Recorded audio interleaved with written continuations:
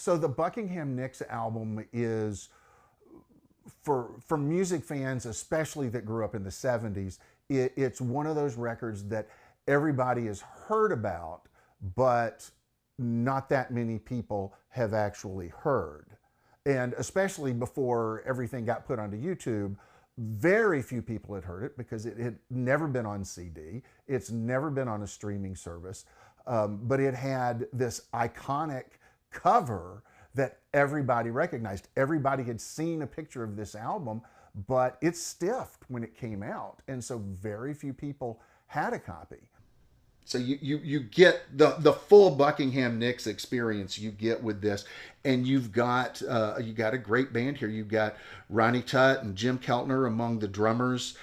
This record has had the life that it has for two reasons, I think. One, because those Fleetwood Mac albums from the Buckingham Nicks era were incredibly popular at the time. I mean, you know, multiple platinum albums. This is a cover that's so striking that the label could just put it up on a billboard in Los Angeles and everybody knew exactly what was going on.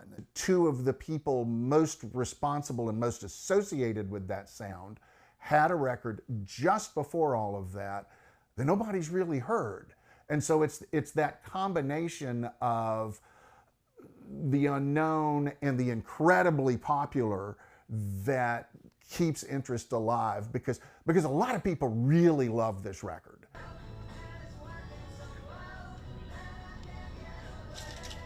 Buckingham Nicks record is kind of a legendary album in certain circles, particularly because of the popularity of Fleetwood Mac.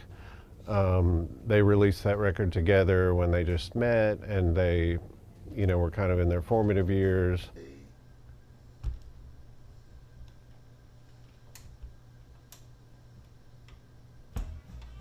So the only way you've been able to hear it up until, you know, this current reissue has been to find an original copy, which they're not super rare, but, you know, we see them several times a year, but they're not along the lines of, you know, any other Fleetwood Mac album you'd ever find.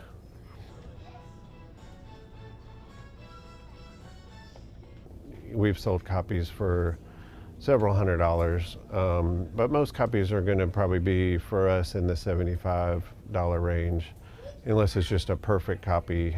I know some sealed copies have sold on the internet for as much as $700.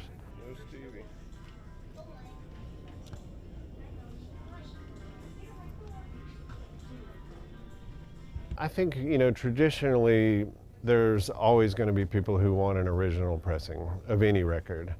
Particularly the collectors, you know, it wouldn't have as much interest in the casual fan to own an original copy, but I think in this case there'll be sales for both copies for as long as they want to have it in print.